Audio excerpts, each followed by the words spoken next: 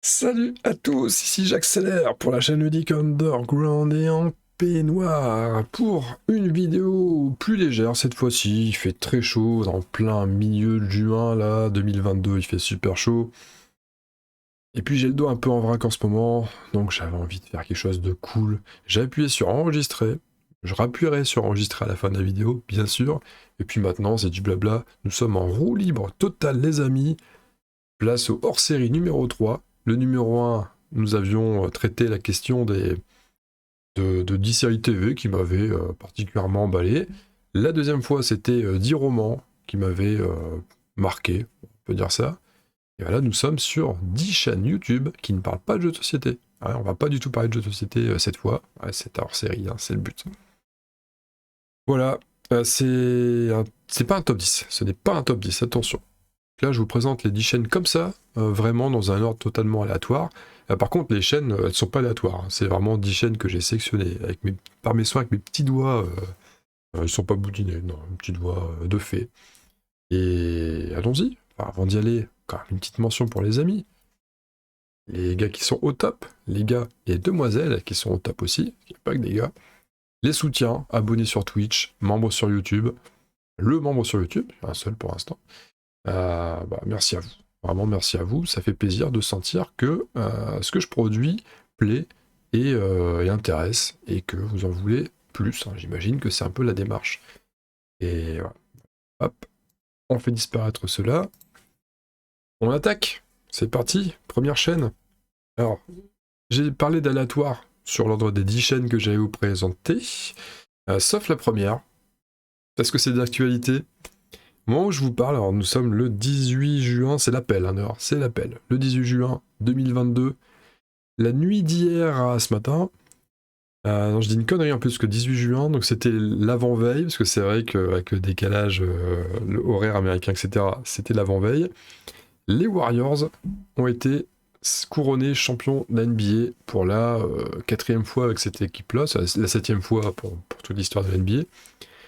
Et donc on parle de NBA avec cette chaîne, on va parler de NBA. Alors petite parenthèse, je me souviens Miroslav sur la FAQ de la chaîne, tu m'as demandé qui j'avais pronostiqué comme champion NBA cette année.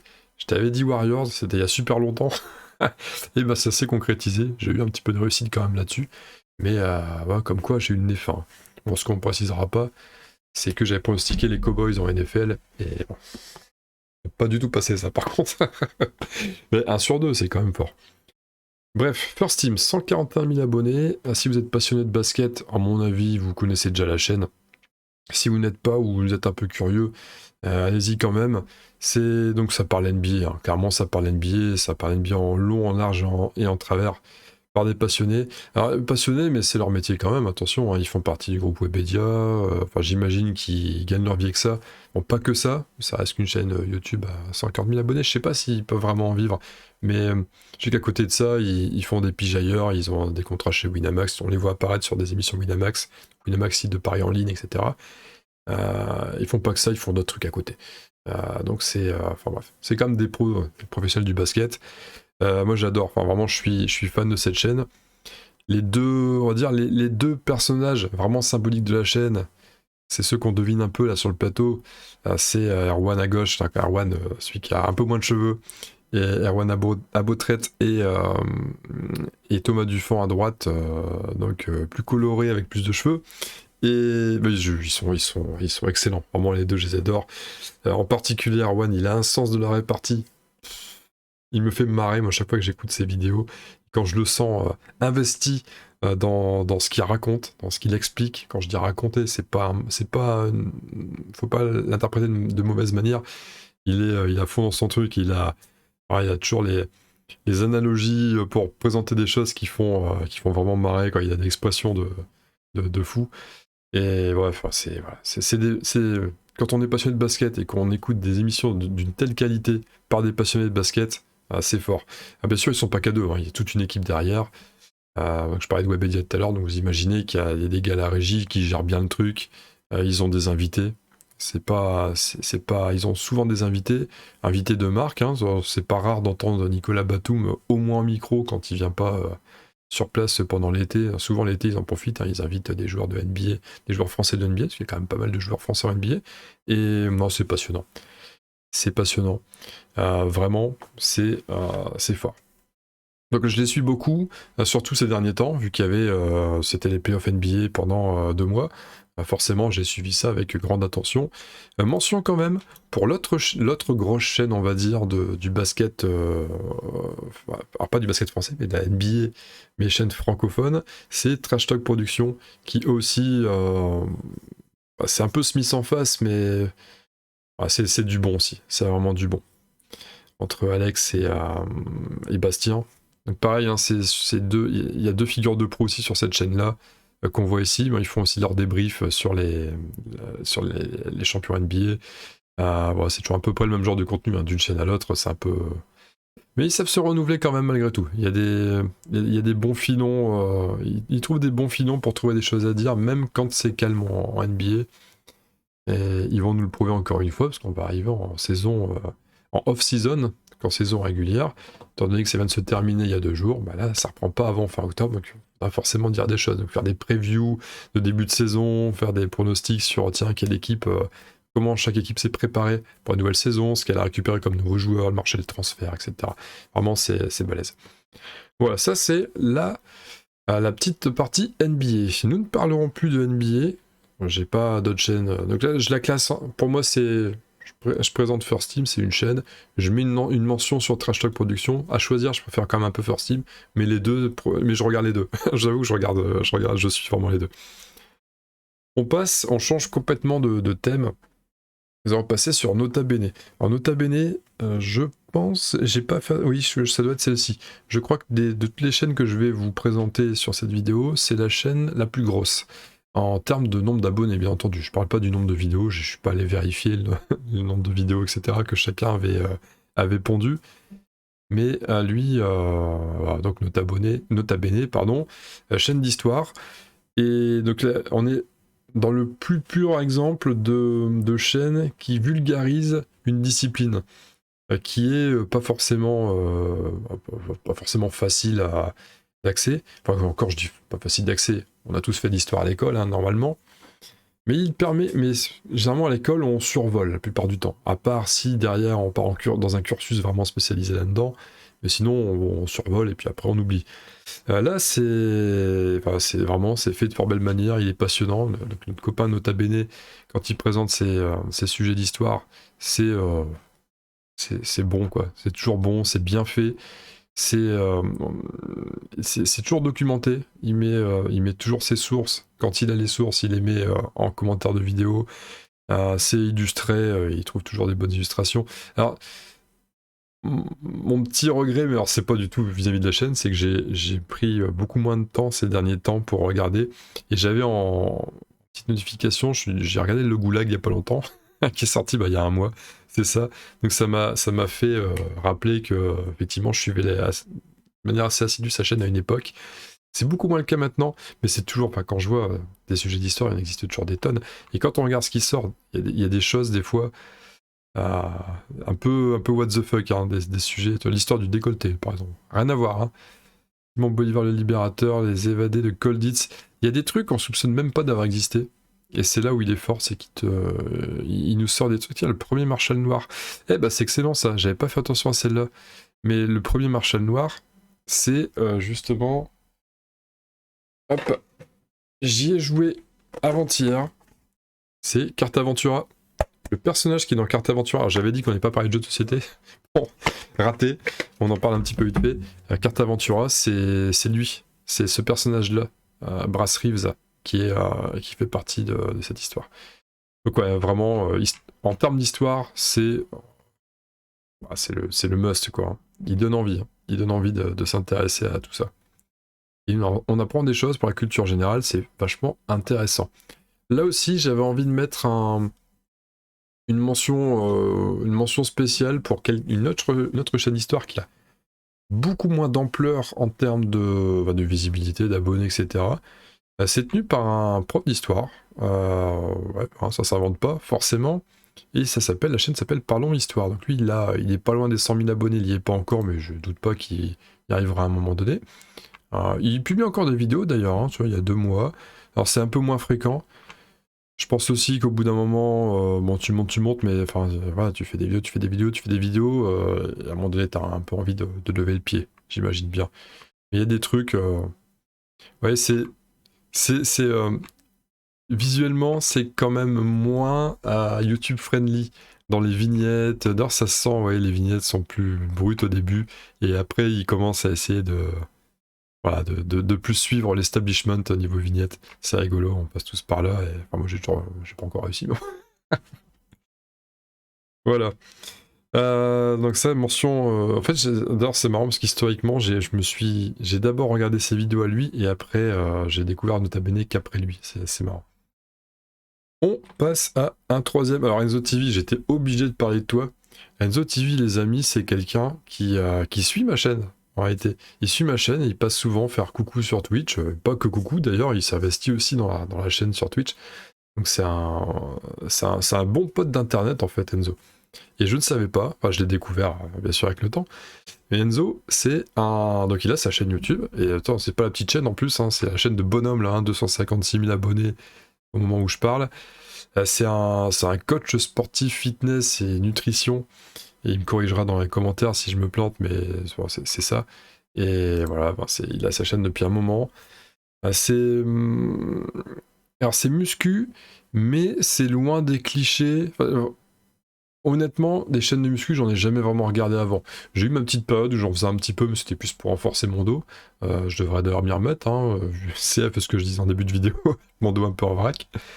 Mais voilà, pas outrance. Et c'est vrai, quand on voit les chaînes avec des chaînes de muscu animées par des gars qui sont bâtis comme des Hulk, on se dit, ouais, ok, ça va pas déconner et ça va être rigide. Et en fait, non, c'est pas rigide. Quand on le regarde, c'est un régal. Euh, ça, c'est sérieux, mais léger en même temps. Je sais pas comment je peux vous expliquer ça mieux.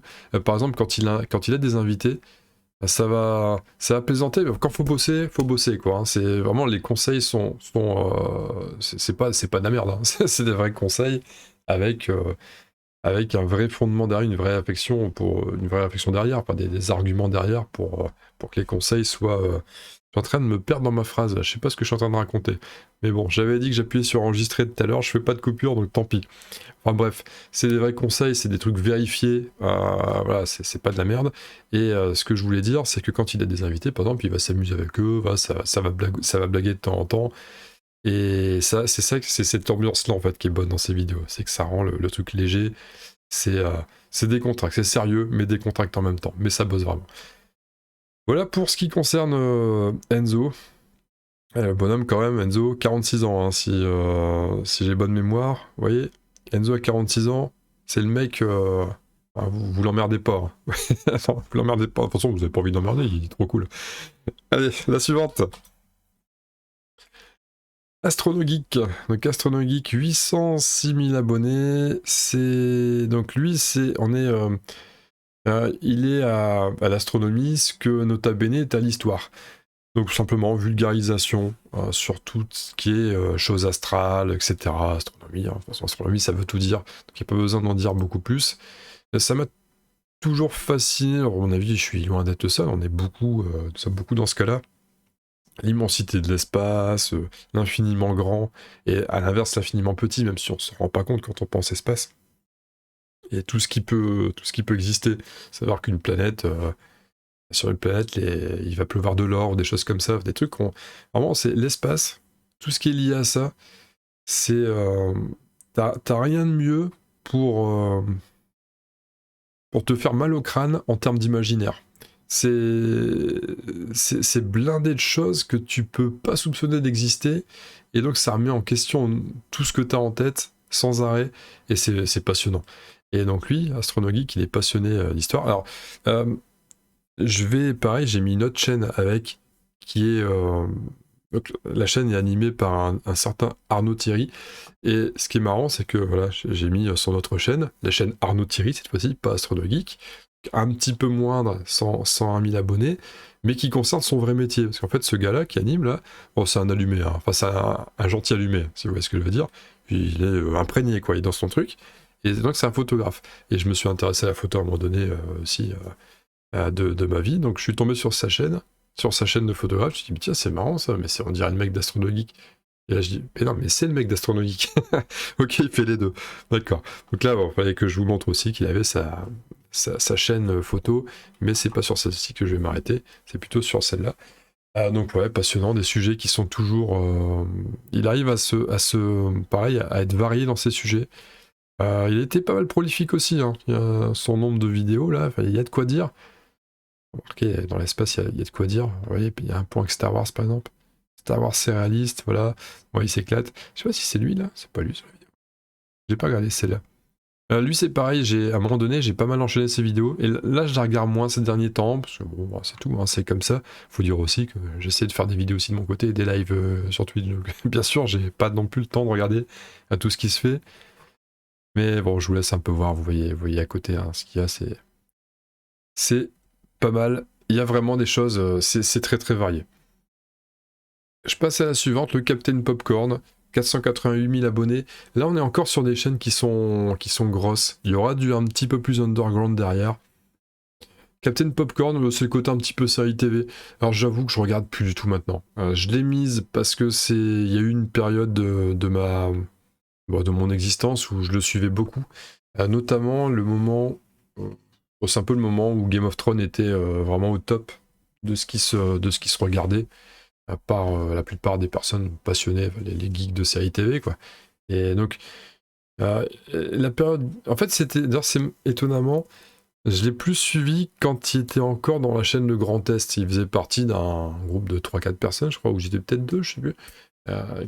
Sur une chaîne qui s'appelait Le Grand Est, donc c'était à la fois série TV, en même temps tout ce qui est produit high-tech, etc. Finalement, ils ont fait scission. Bah, je sais pas, à mon avis, c'était peut-être plus pour une question de gestion, de facilité de gestion, plutôt que une question d'embrouille. Et donc il est parti sur Captain Popcorn. Et voilà, donc il fait cavalier seul sur cette chaîne-là. Ça cartonne. Ça parle de série TV, du coup. Ouais, là par exemple tout ce qui est Star Wars, tout ce qui est, je redécouvre en même temps avec vous parce que ça fait comme je vous dis, hein, ça fait un bail que je l'ai pas suivi. Il y a quoi de Northman, House of the Dragon.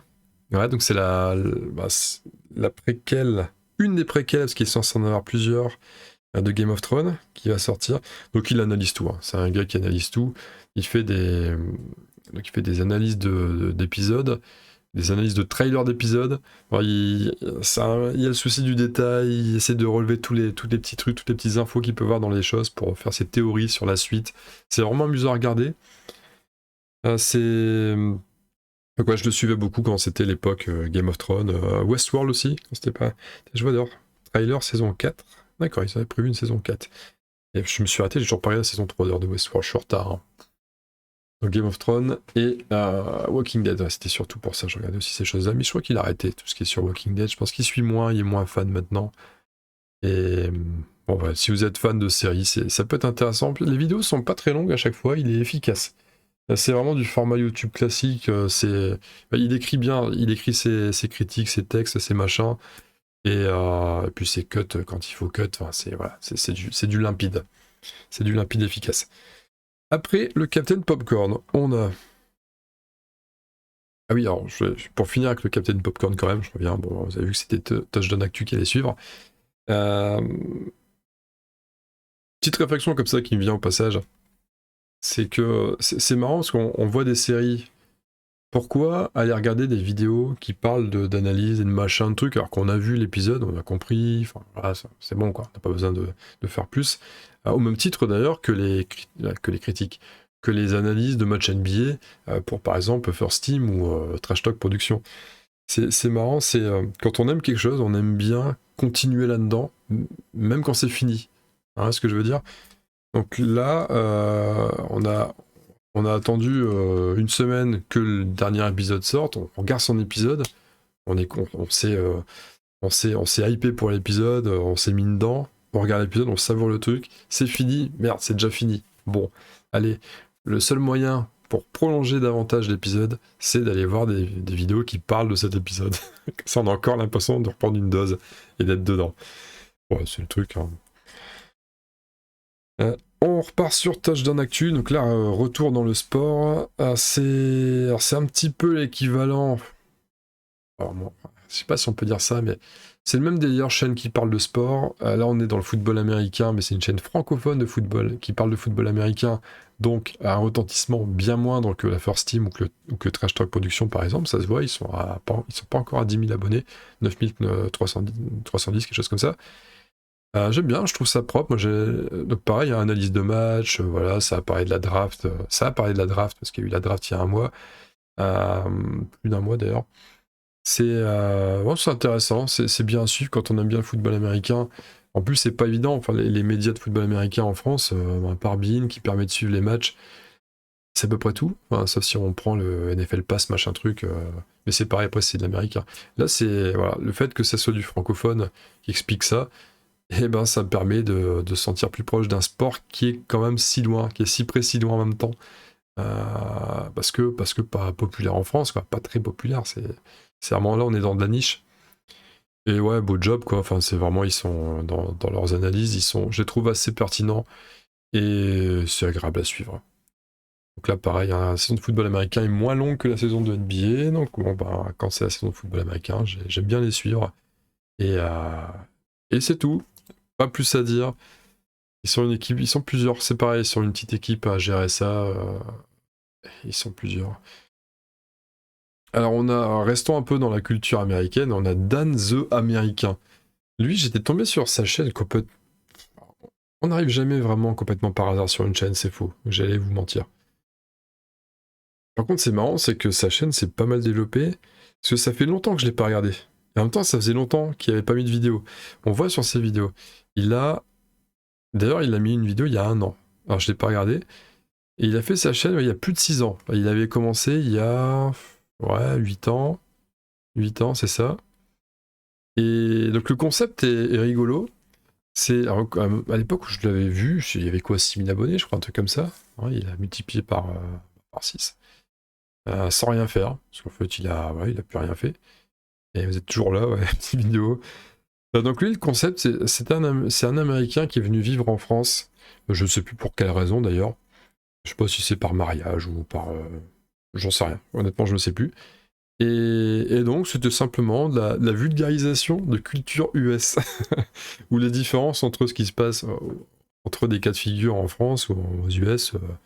C'est assez marrant. Il fait ça avec un ton humoristique, quoi. C'est léger, avec son petit accent américain. Enfin, c'est drôle, quoi. Donc, il explique en gros Halloween, voilà, Thanksgiving, qu'est-ce que Thanksgiving, ce que ça représente. Il me semble qu'il y avait une vidéo sur faire la bise en France. Il a dit pourquoi faire la bise, ça en finit pas, etc. C'est chiant, ou des trucs comme ça. De pareil, toujours de manière très légère. Voilà, le drapeau confédéré, j'ai regardé aussi. Il expliquait en gros pourquoi, enfin nous, que nous en France, pas forcément qu'en France d'ailleurs, mais systématiquement, le drapeau confédéré, pour nous, ça y est, on est raciste. Alors que bah non, pas du tout. Ça représente les États du Sud, mais c'est pas forcément lié qu'à ça, quoi. Donc c'est... Voilà. Toutes des choses comme ça, donc des préjugés qu'on peut avoir, des choses, des préjugés que les Américains peuvent avoir aussi sur les Français. C'est sympa. Vraiment, la chaîne, c'est une des chaînes qui m'a le plus amusé à suivre. C'était rigolo. On va passer à Horizon Girl. Oula, c'est plus sérieux là, c'est plus sérieux. Enfin, c'est plus sérieux, mais un peu léger quand même aussi. 205 000 abonnés. Honnêtement, pour une chaîne qui est un peu dans la même veine vulgarisatrice que d'autres qu'on a pu voir avant, donc Nota Bene par exemple ou AstroNoGeek, je pense que eux mériteraient un peu. Mais après, je pense que c'est parce qu'ils font moins de production que les autres, ils postent moins de vidéos aussi. Donc Horizon Girl, ils appellent ça King Social. Alors c'est la chaîne YouTube d'un site qui s'appelle la King Social justement, et qui met en avant, comment je vais expliquer ça, ça va être plus facile de montrer le genre de vidéos qu'ils peuvent présenter. C'est surtout de la sociologie en fait. Hein. C'est surtout de la sociologie. Alors par exemple, les grosses vidéos, face au risque, peur ou déni, achat de panique ou achat de prudence, pourquoi voulions-nous des cons partout, vous voyez, ce genre de truc. Il y avait un truc sur le confinement aussi. C'était ça de toute façon. Je pense que c'était à peu près au niveau du confinement ça. Les autoritaires, les premières enquêtes. Alors, on va aller voir dans les plus anciennes peut-être. Le chemin de la censure. Introduction à l'image, tout n'est que manipulation. Donc c'est beaucoup de trucs comme ça, justement sur la manipulation, sur le comment essayer de détourner ça. Erreur ultime, pourquoi les Américains nous paraissent-ils idiots? Donc ouais, c'est vraiment pourquoi vous manipule-t-on par le nom? Qu'est-ce qu'on a? La soumission au costume. Donc là, c'est une vidéo qui parle du fait que, effectivement, selon si on porte un uniforme ou pas, on va être perçu différemment. Ça va forcément biaiser notre jugement. Voilà. Et c'est toujours, enfin, à chaque fois, leur vidéo, c'est mise en scène. Alors c'est amusant parce que c'est mise en scène. Il y a toujours ce personnage-là, Gull, qui a donc sa cagoule noire, ses lunettes de soleil un peu kitsch, ronde, rouge là, et son casque audio. Et il y a toujours le technicien, donc c'est lui le petit personnage qui est pareil, hein, qui a aussi sa cagoule noire avec des lunettes bleues. Et donc Gull, lui, il explique toujours les choses avec sa voix grave, machin, un peu déformée pour pas qu'on reconnaisse. Et merde, hop. Ah, j'ai merdé. J'ai merdé, pardon. Et donc le technicien, c'est lui qui filme le Gull, dans la mise en scène en tout cas, et c'est lui qui pose des questions à chaque fois, il se met à la place du public simplement, il pose des questions de manière assez innocente, assez candide, et donc Gull répond pourquoi, il donne toujours des exemples issus de travaux de grands, soit de philosophes, soit de sociologues, etc. etc. Et non, c'est bien fait, dans le sens vulgarisation, ils sont vraiment bons ceux-là. Ils sont vraiment bons, l'horizon. Pourquoi l'habit fait le moine. Ouais. C'est cool. C'est vraiment sympathique, c'est une chaîne que j'ai dévorée à une époque, que je regarde moins maintenant, puis bon, ils publient moins de choses aussi maintenant, mais c'est vraiment intéressant. D'ailleurs, je me suis pas mal inspiré de certaines de leurs vidéos dans des passages des bouquins que j'ai écrits là, à Saphira et les nouvelles de la surface. Il y a des petits passages qui sont des clins d'œil directs à cette chaîne, parce que je l'ai regardé au moment où j'écris mes bouquins, donc dans mes bouquins il y a plein de petits clins d'œil par-ci par-là, et ouais, ça fait partie des clins d'œil. Je vous montre la suivante, c'est ça le catch, tout le monde reste fort avec Sturi. 82 000, c'est une chaîne qui monte sans mot de rien pour une chaîne qui parle de catch. En France, c'est balèze, hein. C'est balèze. C'est excellent. Sturi, j'adore. C'est un mec. Il est pareil, il est pas seul à faire son truc. Enfin, il porte quand même le truc sur ses épaules, mais il fait. De temps en temps, il a besoin de ses potes pour. Enfin, il a besoin de ses potes, il anime avec des potes. Mais il faisait, je sais pas s'il le fait encore, mais à une époque, il faisait des petites émissions de catch comme ça en espèce de live, un peu radiophonique, avec sa copine Ludivine, et puis ses potes à côté, Flo, Norman.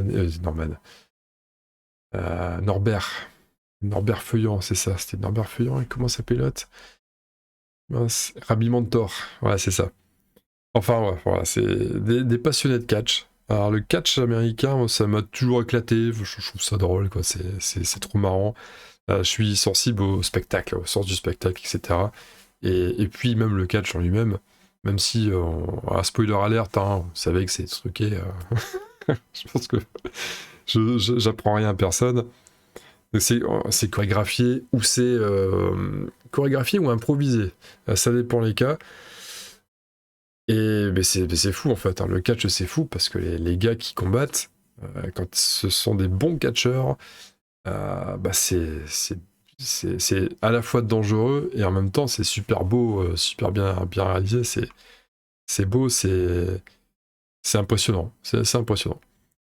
Et donc ouais, lui, il nous fait ses montages, donc il fait ses retours de sessions, il fait des débriefs de spectacles de catch, de gros shows de catch qui ont lieu sur la télé américaine. Alors, il couvre pas uniquement il couvre principalement le catch qu'on connaît tous plus facilement, hein, WWE ou WWF à l'époque. Des fois, il parle d'autres fédérations, parce qu'il n'y a pas que ça, hein, il y a d'autres fédérations qui valent aussi le coup. Mais c'est principalement quand même centré sur la WWE. Et donc voilà, WrestleMania, il parle de WrestleMania, hein, il fait ses reviews, il fait ses prédictions avant. Alors c'est toujours drôle parce que ses prédictions souvent, c'est Sturi Stradamus, je crois, qui se fait appeler son petit gimmick là. Enfin, il joue beaucoup avec des petits gimmicks de personnages. Et souvent il tape à côté, mais c'est trop drôle. Mais il se fait plaisir en fait dans ses prédictions. C'est pour ça qu'il tape à côté. Quand on se fait plaisir, on est généralement pas dans le bon. Et ouais, il a un sens de l'animation, je trouve aussi, qui est assez fabuleuse. C'est fabuleux, un sens de l'animation, disons que c'est masculin, c'est assez fabuleux. Et ouais, enfin, c'est bon. Et ce qui est marrant, c'est que ce gars-là, en fait, habite tout près de chez moi. Je savais pas, enfin, je savais, bien sûr, je savais pas au début, et j'ai découvert au hasard d'une vidéo, et il habite à Salomé, qui a un petit bled, enfin, ma soeur habite à Salomé d'ailleurs, donc vraiment, c'est un petit bled, hein. Salomé, il y a quoi? Il y a peut-être 2000 habitants, quelque chose comme ça, et dans le nord, et il habite pas loin, quoi. Je passe très souvent pas loin de chez lui. Bon, il me connaît pas, hein, il sait même pas qui je suis. On s'en fout. Mais c'est marrant de se dire que voilà, il y a des personnes qui font des trucs de fou, qui ont une certaine influence et qui, dans le fond, sont comme nous, quoi. Ils habitent à côté, ils sont au final juste à portée, juste à côté. Donc c'est ça le catch. C'est d'ailleurs, je trouve que c'est généralement plus drôle de regarder ses reviews et de l'écouter que de regarder le catch. Dans le catch, c'est sympa. Et on va finir par une chaîne, c'est la 10e celle-là. Max Waimi.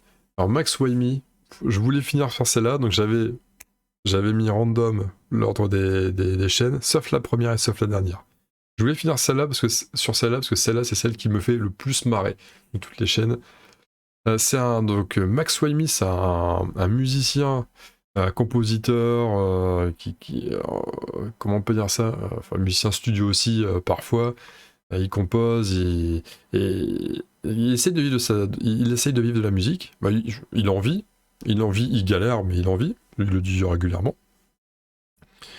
Et il est spécialisé dans le métal. Alors, il parle beaucoup de métal progressif. Je vais vous épargner les différents types de métal et tout, on s'en fout, c'est pas l'objet. Ce qui est drôle, c'est qu'il fait des vidéos dans lesquelles, souvent, il pète un câble. Il pète souvent des câbles dans ses vidéos. Et je vous invite à en regarder au moins une. Honnêtement, la dernière. Pas besoin d'aller loin, vous allez sur sa chaîne, Max, alors ça fait Max Im avec un Y, mais c'est Max Waimi. Et regardez la dernière, le paiement visibilité, où donc il défend, alors c'est un mec, il a ses idées, puis il y va, quoi. Hein. Lui, ses vidéos, il y a des pouces vers le bas sur sa vidéo, hein. Vous pouvez y aller, parce qu'il y a toujours des mecs qui sont... qui vont être, enfin comment dire ça, qui vont se sentir visés par ce qu'il va dire. Mais bon, il a pas sa langue dans sa poche, il a bien raison. C'est trop drôle.